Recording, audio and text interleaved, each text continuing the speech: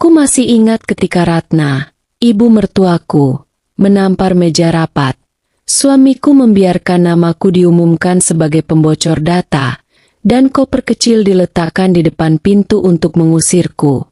Padahal 7 hari kemudian, satu keputusan dariku akan membalik jabatan, warisan saham, dan kehormatan keluarga mereka sekaligus.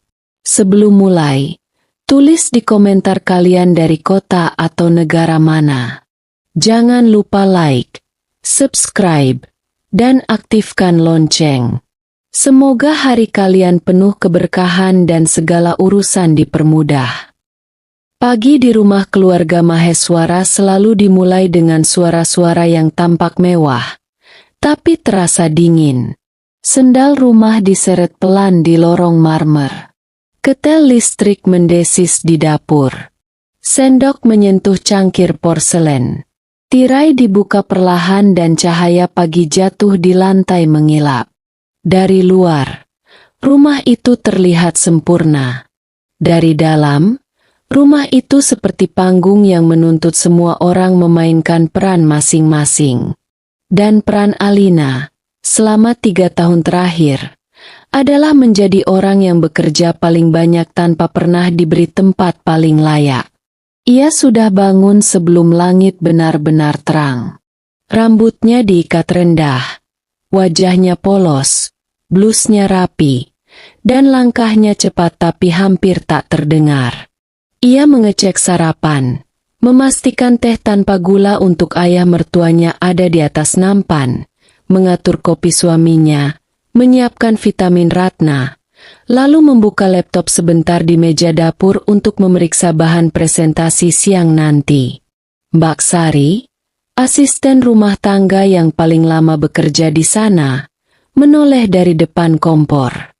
Bu Alina, roti bakarnya saya angkat sekarang. Iya, Mbak. Yang buat Mas Raka jangan terlalu kering. Dia nanti bilang seret di tenggorokan. Jawab Alina sambil menutup laptopnya. Ia hafal semua hal kecil di rumah itu. Jadwal obat, selera makan, kebiasaan buruk suaminya menaruh jas sembarangan.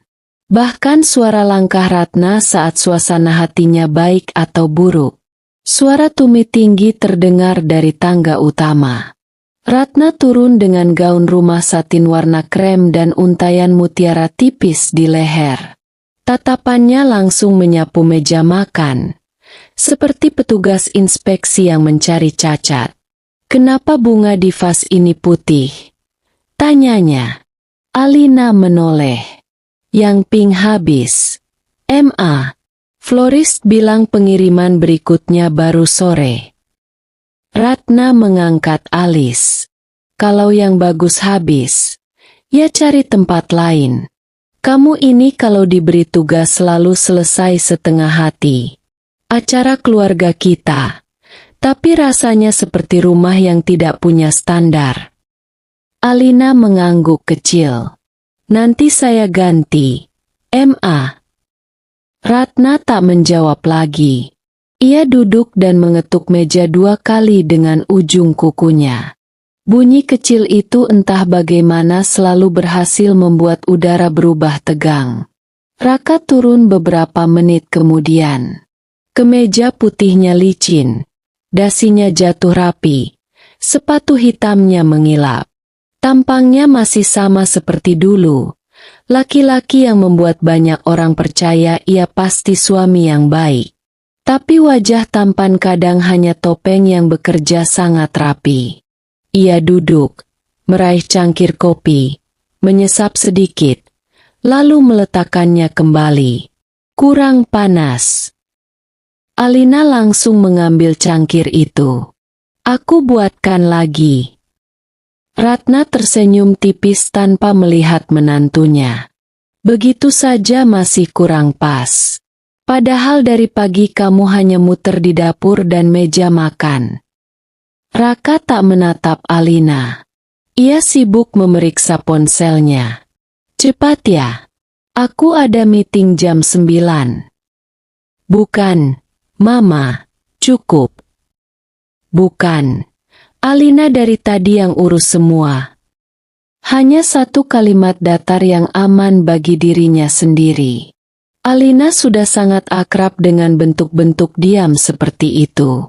Dulu, di tahun pertama pernikahan, diam Raka masih bisa ia terjemahkan sebagai canggung. Tahun kedua, ia menyebutnya lelah.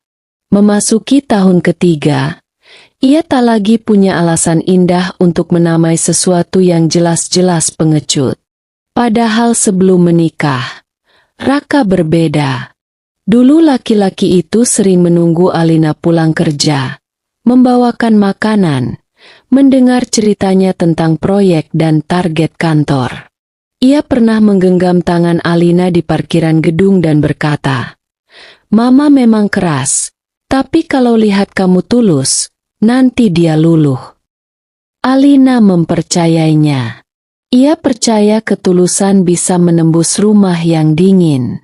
Ia percaya cinta cukup untuk membuat orang bertahan. Yang tidak ia tahu, cinta yang tidak dibela akhirnya akan habis digerus penghinaan kecil setiap hari.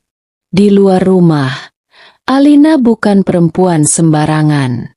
Ia bekerja sebagai kepala strategi proyek di Maheswara Corp, perusahaan inti keluarga suaminya. Jabatan itu tidak ia dapat karena menikah. Justru sebelum menikah, ia sudah dikenal sebagai salah satu analis paling tajam di perusahaan itu. Banyak proyek tumbuh dari ide, laporan, dan perhitungannya. Ia teliti, cepat, dan tidak suka mencari sorotan. Karena itulah pekerjaannya sering dipakai semua orang.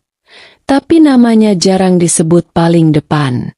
Belakangan, ada kabar kuat bahwa direksi akan membuka satu divisi baru, dan banyak orang yakin yang akan memimpinnya adalah Alina. Mungkin disitulah semuanya mulai terasa berbahaya. 2 bulan terakhir, ritme kantor berubah aneh. Akses ke beberapa dokumen strategis mendadak dibatasi. Kepala HR yang biasanya ramah menjadi kaku. Ratna terlalu sering terlihat di kantor meskipun bukan direksi operasional. Dan ada satu perempuan lagi yang mulai sering muncul di lingkaran Raka. Marissa, kepala komunikasi perusahaan, dengan senyum rapi dan cara berdiri yang terlalu percaya diri di dekat laki-laki yang sudah beristri. Alina tidak pernah punya bukti apa-apa tentang Marissa. Hanya intuisi. Cara perempuan itu menyebut nama Raka tanpa jarak. Cara Ratna terlalu hangat kepadanya. Cara Raka tidak pernah benar-benar mundur saat keduanya berdiri terlalu dekat di ruang rapat atau koridor. Namun Alina tetap bekerja. Tetap diam. Tetap berpikir selama ia menjaga semuanya baik-baik, hidup akan berhenti menusuk. Hari itu membuktikan ia salah. Menjelang tengah hari, ketika lampu neon di lorong kantor berkedip sekali lalu stabil, ponsel Alina bergetar. Pesan dari sekretaris direksi masuk singkat. "Bu Alina, diminta hadir di ruang rapat utama pukul 13.30. Direksi lengkap." Alina membaca pesan itu 2 kali. Di meja sebelah, rekan kerjanya, Nisa, mengangkat kepala. Dipanggil direksi. Alina mengangguk. "Iya." Nisa tersenyum samar. "Pasti soal divisi baru itu. Kalau bukan kamu, keterlaluan sih." Alina membalas dengan senyum tipis, tapi dadanya tak ikut ringan. Sejak pagi terlalu banyak tatapan yang berakhir terlalu cepat saat ia muncul. Ada yang berbeda di udara kantor itu. Sesuatu yang terlalu rapi untuk disebut kebetulan. Ia berdiri, merapikan blazer, membawa map presentasi, lalu berjalan ke lift eksekutif. Karpet di lorong meredam langkahnya. 2 staf HR di dekat mesin kopi langsung diam saat ia lewat. Seorang supervisor finance memalingkan wajah dan pura-pura sibuk melihat tablet. Pressure kecil semacam itu tidak terdengar keras. Tapi tubuh manusia selalu tahu saat ia sedang menjadi bahan pembicaraan. Begitu pintu ruang rapat dibuka, hawa dingin dari pendingin ruangan menyentuh kulitnya lebih dulu. Semua sudah duduk. Direktur legal, Kepala HR, 2 direksi senior, Pak Surono, Komisaris Utama, Raka, dan Ratna, duduk di sisi kiri meja seperti ratu yang tak pernah merasa perlu menjelaskan kenapa ia ada di sana. "Silakan duduk," kata Kepala HR. Di depan Alina tak ada map promosi. Hanya folder putih tipis. Jantungnya tidak langsung berdegup liar. Justru ada ketenangan aneh yang turun pelan. Seperti tubuhnya sudah lebih dulu paham sebelum pikirannya mengakui. Kepala legal membuka rapat. "Kami menemukan dugaan pelanggaran serius berupa kebocoran data penawaran proyek strategis ke pihak luar." Layar proyektor menyala. Muncul log akses. Tanggal. Nama file. Lalu di pojok kanan, nama akun pengguna. Alin Nora. Ruangan mendadak terasa lebih sunyi. Alina mengangkat kepala. "Ini apa?" Kepala HR menjawab. Suaranya terlalu formal. "Ada file internal perusahaan yang keluar dari server aman. Jejak akses terakhir mengarah ke user Anda." "Itu tidak mungkin." Ratna menyandarkan tubuh. Biasanya yang ketahuan juga bilang begitu. Alina menoleh ke mertuanya. "Ma, ini bukan. Jangan campur urusan rumah dengan perusahaan," potong Ratna. "Di sini kamu dinilai sebagai karyawan." Alina memandang layar lagi. Ia memang membuka file-file itu. Wajar. Itu proyek yang ia kerjakan. Tapi mengirim keluar? Ada sesuatu yang terlalu rapi. Terlalu siap. "Saya minta audit digital independen." Kepala legal menggeleng. Audit internal sudah dilakukan. Internal oleh siapa? Folder putih itu didorong ke arahnya. "Perusahaan memutuskan memberhentikan Anda per hari ini dengan alasan pelanggaran integritas dan kerahasiaan data." Alina tidak langsung menyentuh folder itu. Ia menoleh ke Raka. Mencari sesuatu.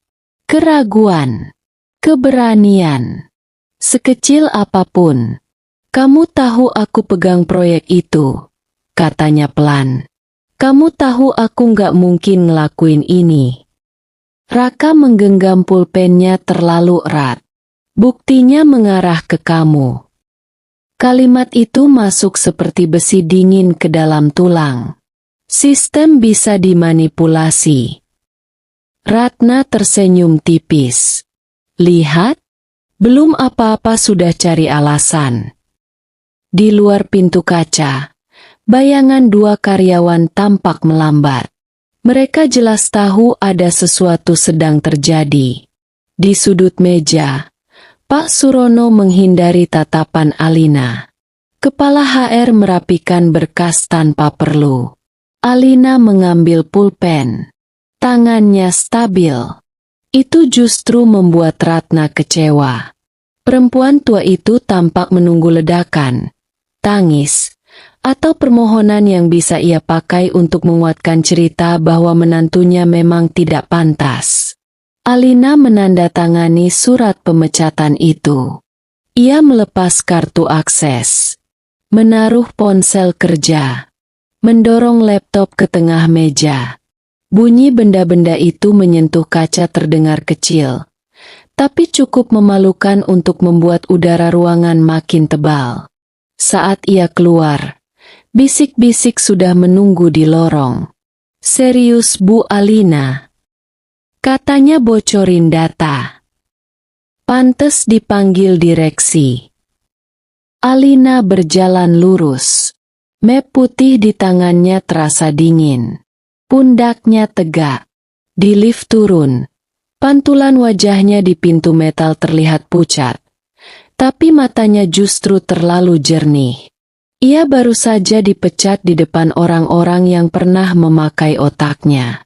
Dan anehnya, yang paling ia rasakan bukan malu, melainkan kepastian bahwa semuanya memang direncanakan. Sore itu, langit mendung ketika mobilnya masuk ke halaman rumah.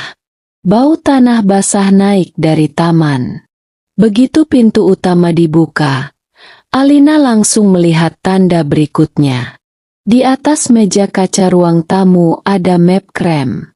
Di samping sofa, berdiri koper kecil. Bukan kopernya. Koper tamu. Ratna duduk di kursi utama. Raka berdiri dekat jendela. Cahaya sore menyelinap dari selat tirai, memotong wajah mereka jadi garis-garis tajam. Apa ini? Tanya Alina. Ratna melirik map itu. Langkah sehat. Alina menatap Raka. Jadi benar.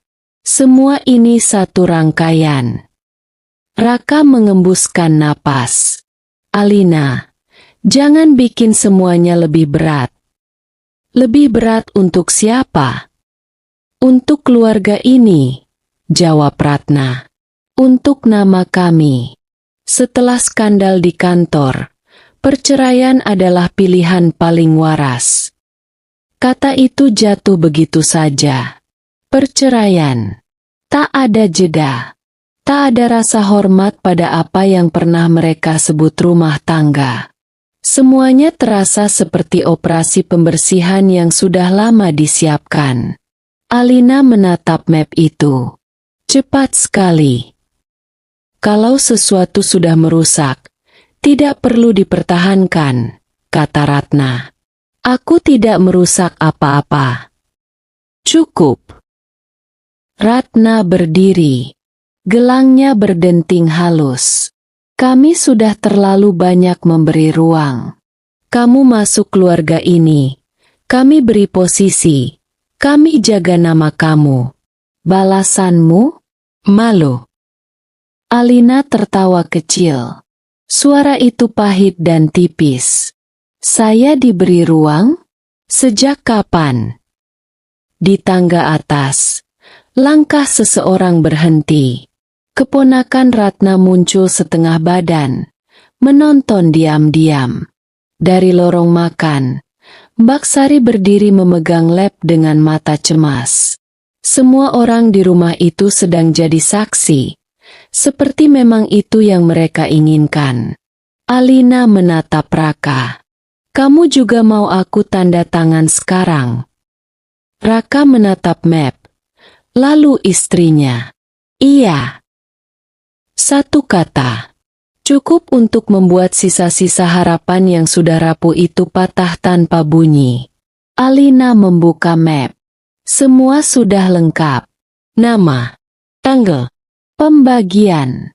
Artinya keputusan ini tidak lahir sore itu. Mungkin bahkan tidak lahir minggu itu. Dan entah kenapa, bibir Alina justru melengkung tipis. Ia tersenyum. Ratna mengerutkan dahi. Kamu masih bisa senyum. Alina menandatangani halaman pertama. Iya. Apa yang lucu? Halaman kedua ditandatangani. Saya baru sadar, katanya pelan. Selama ini saya hidup di panggung yang sudah diatur orang lain. Raka menegang. Maksud kamu apa?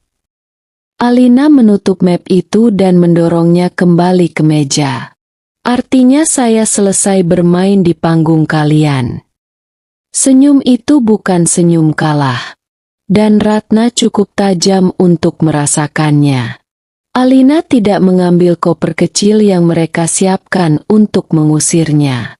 Ia naik ke kamar, mengambil koper miliknya sendiri dari lemari, memasukkan beberapa baju, dokumen pribadi, dan satu kotak kecil berisi surat lama ayahnya. Saat turun lagi, ruang tamu masih membeku dalam suasana yang sama. "Bu Alina," bisik Mbak Sari. Alina menoleh dan memberi senyum lembut. "Terima kasih ya, Mbak." Ia keluar dari rumah itu tanpa menoleh lagi. Di dalam mobil, setelah pintu tertutup, barulah ia menarik napas panjang yang terasa seperti ditahan bertahun-tahun. Ponselnya bergetar. Nama yang muncul membuat matanya berkedip pelan. "Pak Surya, saya sudah dengar. Sudah waktunya Anda berhenti diam. Saya tunggu malam ini." Pak Surya adalah orang kepercayaan almarhum ayah Alina.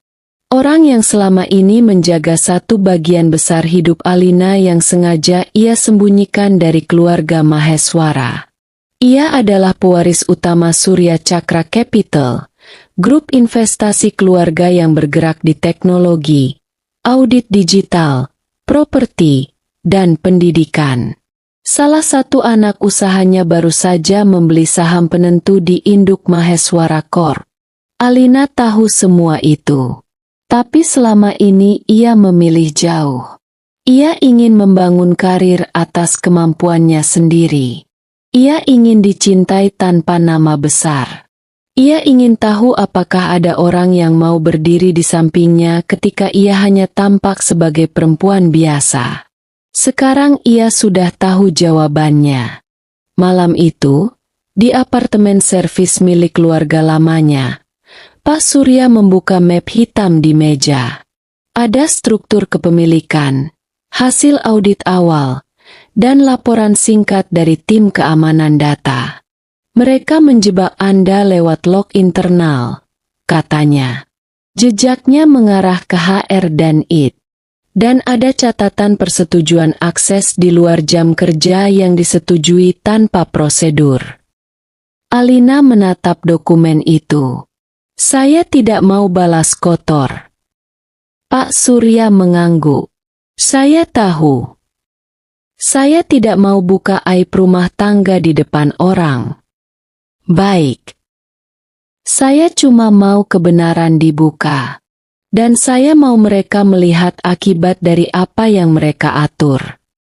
Pak Surya menatapnya beberapa detik, lalu berkata pelan, "Itu lebih mahal dari balas dendam biasa." Hari pertama setelah keluar, Alina tidak membantah gosip apapun. Ia membiarkan kantor berbicara. Ia membiarkan rumah itu percaya bahwa panggung sudah mereka menangi. Hari kedua, tim audit Surya Cakra menemukan CCTV ruang server. Kepala HR masuk bersama staf IT malam sebelum rapat direksi. Hari ketiga, ditemukan email internal dari Ratna ke HR. Pastikan urusan itu selesai sebelum Raka goyah.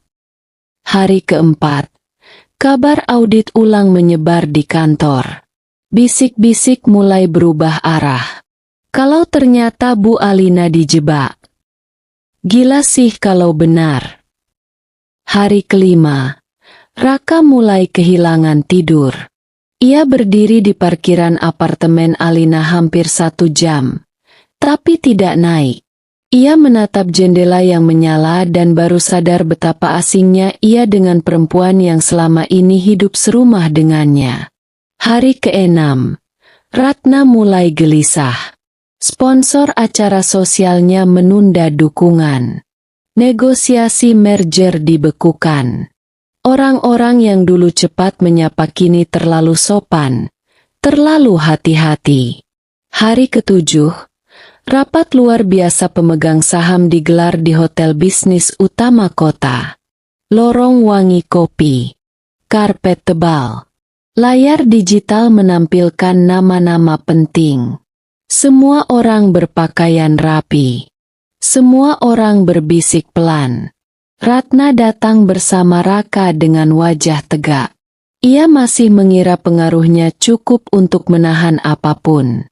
Di dalam ruang rapat, kursi-kursi sudah hampir penuh. Kepala legal menyiapkan dokumen. Kepala HR tampak pucat. Lalu pintu belakang terbuka.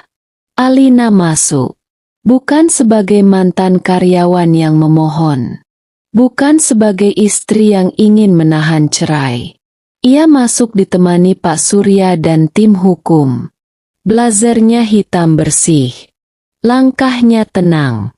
Tidak ada 1 sentimeter pun dari tubuhnya yang terlihat ragu. Ruangan hening.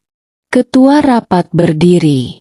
Kita sambut Ibu Alina Naura Surya sebagai pemegang kuasa Surya Cakra Capital, pemilik saham strategis yang hari ini mengaktifkan hak audit dan evaluasi.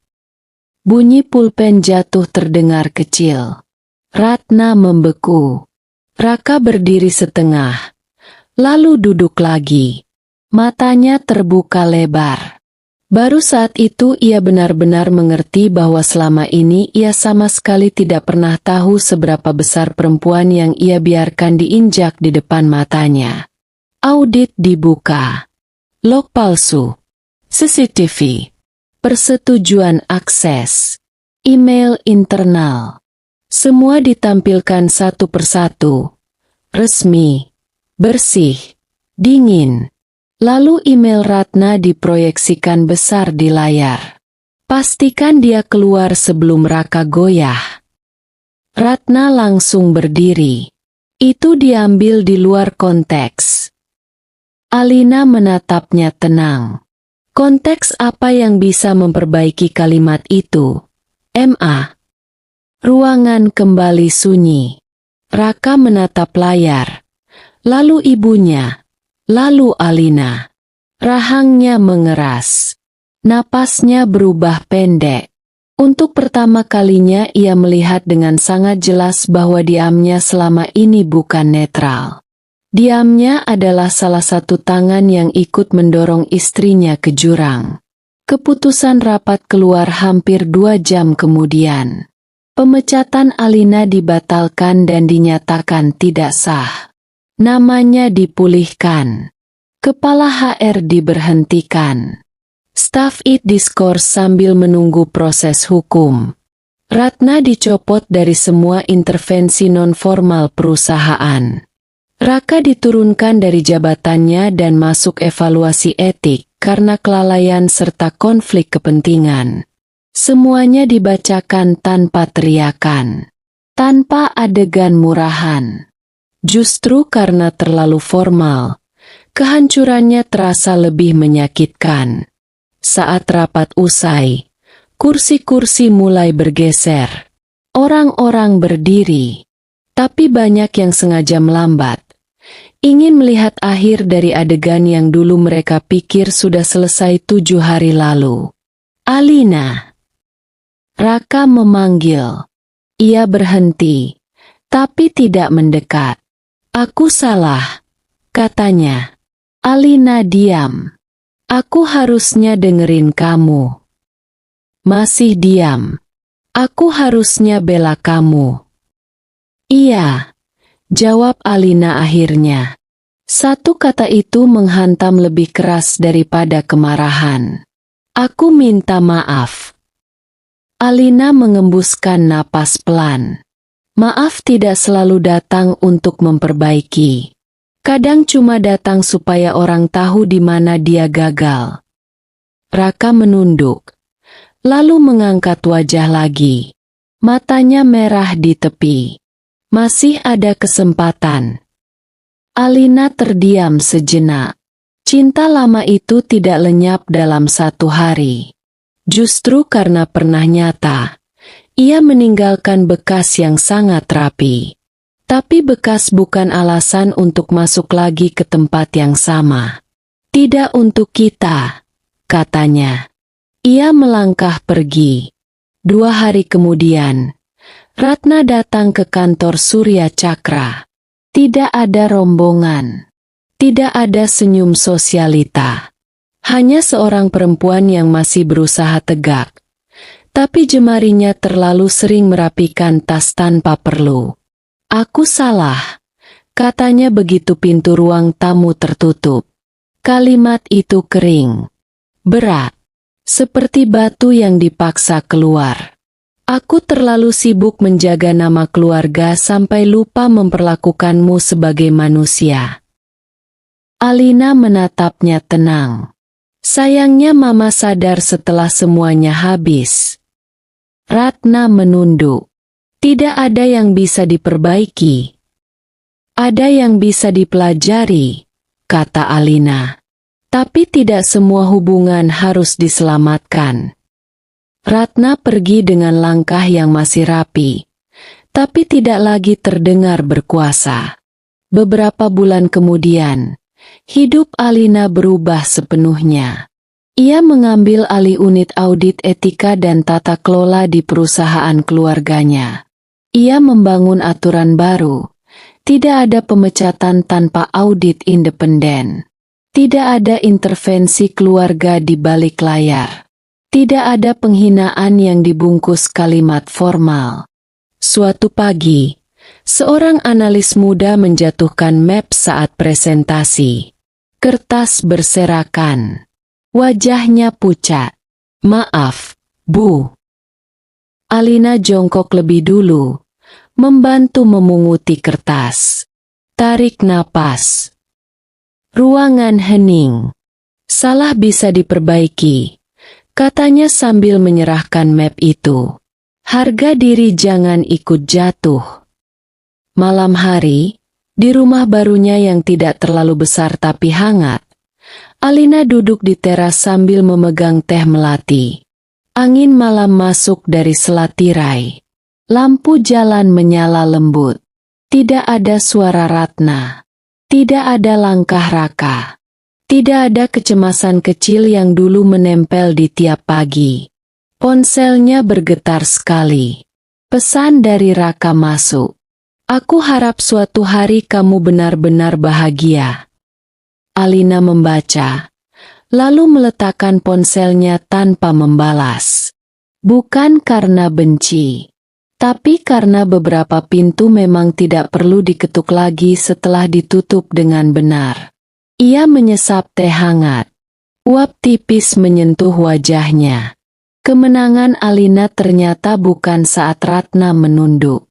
Bukan saat Raka kehilangan jabatannya. Bukan saat ruang rapat mengembalikan namanya. Kemenangan sebenarnya datang saat ia bisa duduk sendiri, tenang, tanpa perlu mengecil agar orang lain merasa lebih tinggi. Di luar, daun-daun bergerak pelan. Kota berdengung jauh di sana. Alina berdiri, membawa cangkir ke dalam rumah. Pintu ditutup pelan di belakangnya.